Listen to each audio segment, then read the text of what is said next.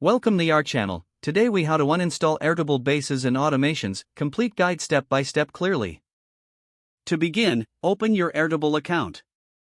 Navigate to the base you wish to uninstall.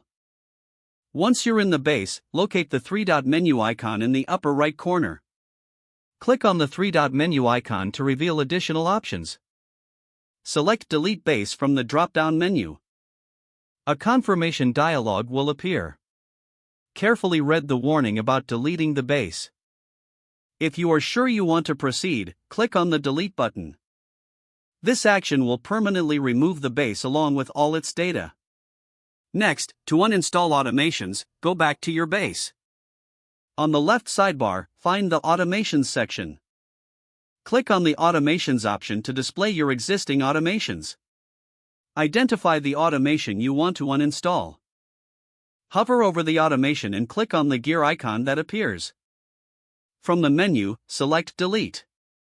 A confirmation prompt will show, asking if you're certain. Confirm the deletion by clicking Delete again. Repeat these steps for any additional automations you wish to uninstall.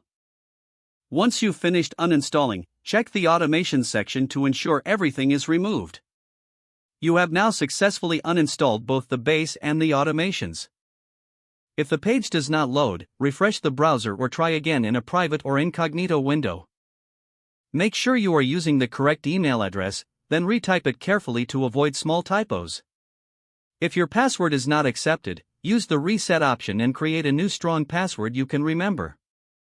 Check your spam folder for verification or security emails, then complete any requested confirmation steps. Enable two-factor authentication if available to improve account security and reduce unauthorized access risk. After signing in, review your profile details so your contact information and settings are accurate and current. If you see an error message, note it down and try again after restarting your device and internet connection.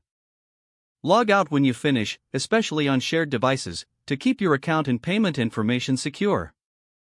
Don't forget to like this video and subscribe to our channel for more step-by-step tech guides.